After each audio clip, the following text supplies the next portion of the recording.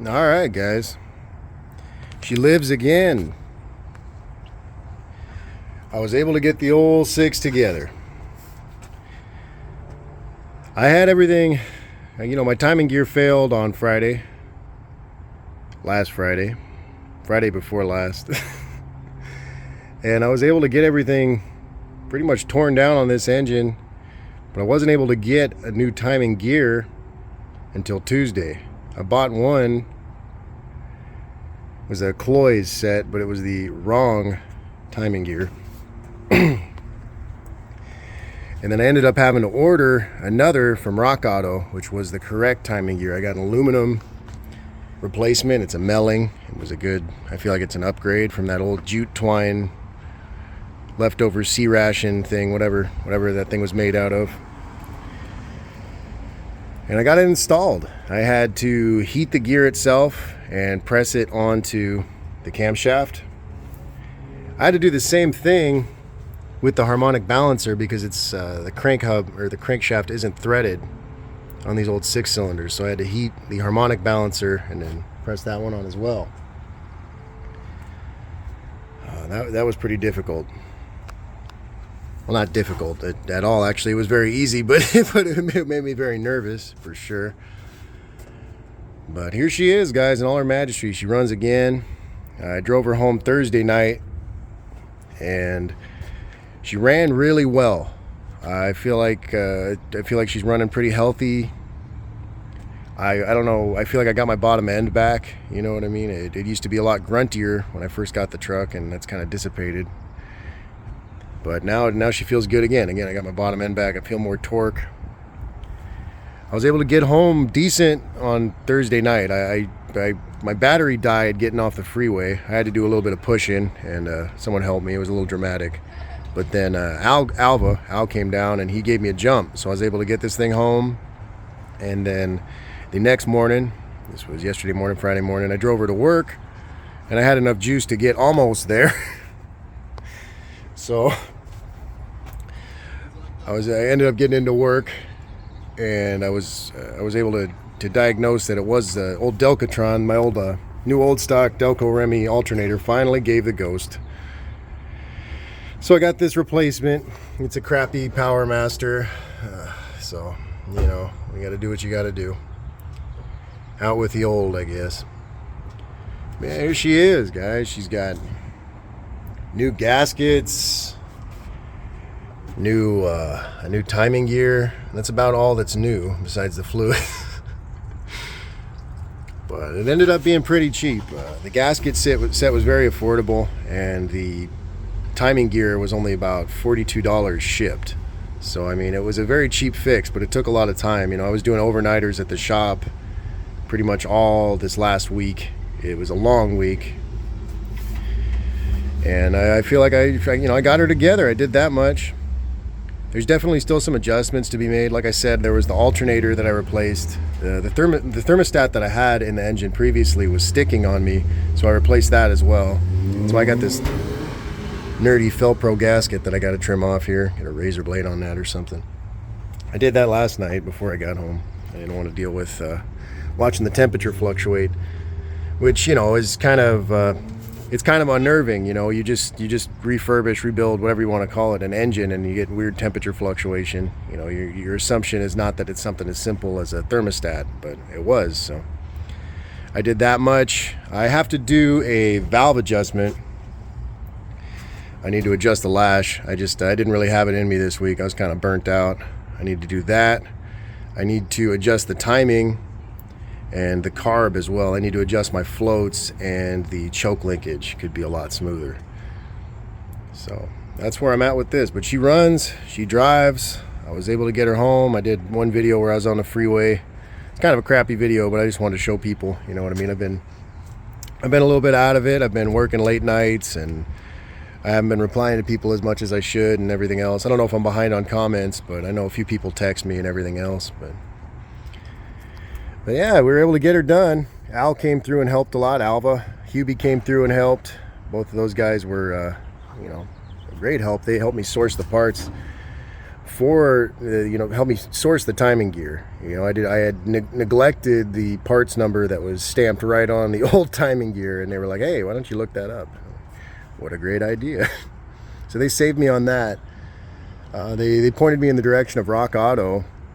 Other places had the part. I could have ordered it through Advanced. I could have ordered it through O'Reilly, of course, but they were telling me that I wouldn't get it until around the 15th, and Rock Auto told me I get it on the 9th. So I went with Rock Auto. It was cheaper too.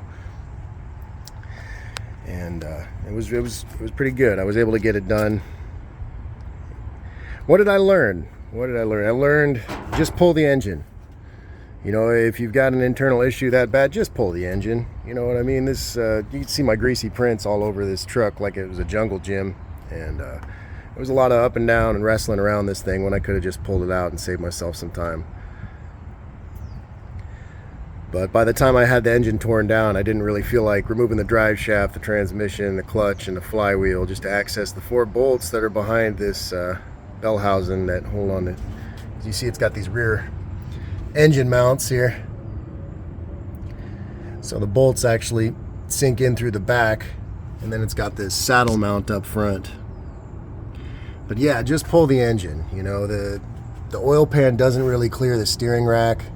It doesn't. Initially I used a jack under the bolts from this horseshoe mount down here, and I jacked it up enough just to clear the oil pan,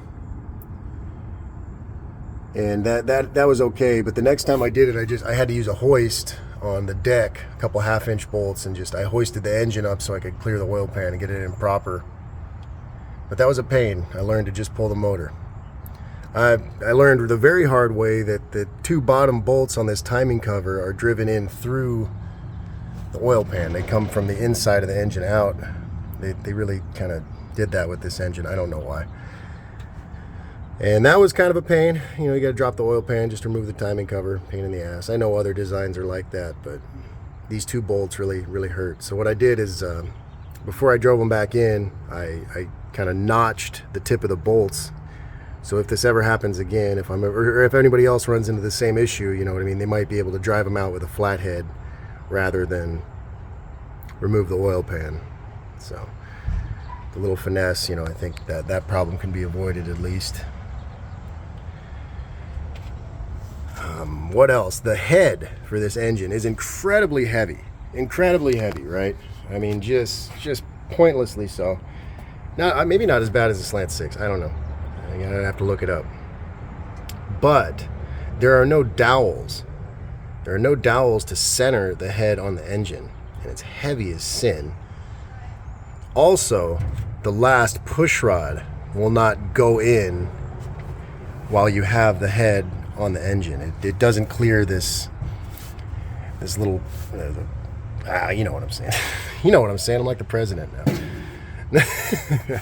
It doesn't clear. So I had to I had the push rod in its where it's supposed to go. See, I'm losing you guys. This is why I do short videos. I had the push rod where it's supposed to go, and I had it zip tied to one of the valve springs. So as I installed this, I had to really shimmy it. I probably gave myself some back problems. So next time, we're definitely going to use the cherry picker on the head. I learned that. Other than that, I'm honestly very surprised. The way this engine was sounding a week ago, I did not think I would be driving it like this again. I'm very shocked. I'm amazed that it went well. That's how I feel about most things that go well. But here we are, guys. She lives again. I wanted to thank Al. He came through a lot. He tried to help, just show some support, be there. Hubie came through. Thanks always, Hubie. My coworker, Jeremiah, he helped me with, oh geez, I almost forgot to mention that. My exhaust manifold. I don't know if you guys saw the video, but I cracked an ear off of it where it mounts. So Jeremiah and I, he looked up some videos, and I hit this thing with a rosebud torch, and then we migged in a weld nut. So now it works again. We also stitched her up over there. It's cracked around the entire circumference, so it's pretty much pooched, but I was able to hold it together long enough to use it again. This manifold gasket needs to be adjusted. You can see it right there. We got a pretty good exhaust leak and everything else. But just wanted to thank everybody for the the well wishes, all the positive attitude about the rebuild and everything, and it means a lot. I wanted to thank my boss Ray for letting me leave my truck in the yard for a week and work on it, use the facilities and everything. It was real cool of him. Real cool of him. He was really laughing about it. He's like, "You're never gonna swap that engine. It's like a novelty at this point." You know what I mean? And I was like, "No, I definitely really want the V8, but it is kind of funny that I was able to get it going again." And he didn't really say much, but I think there was a little bit of pride he had there that his apprentice shop monkey kind of guy just throws some stuff together, whatever. I don't know, but yeah, thank you everybody. It was quite an adventure, but we got her going. She's in one piece again, and I'm sure for a lot of folks out there, it didn't seem like this was going to happen, myself included. I had some doubts until I found the culprit of the issue. But she's back at it, guys. We're on the road, and we'll see how it goes. We'll see what's next, right? In the meantime, everybody be safe. Hope you're enjoying your weekend. Make sure to check your fluids and your timing gears, because your engine's so old you have gears, not a belt, and check stuff. Have a good one, guys. Thank you.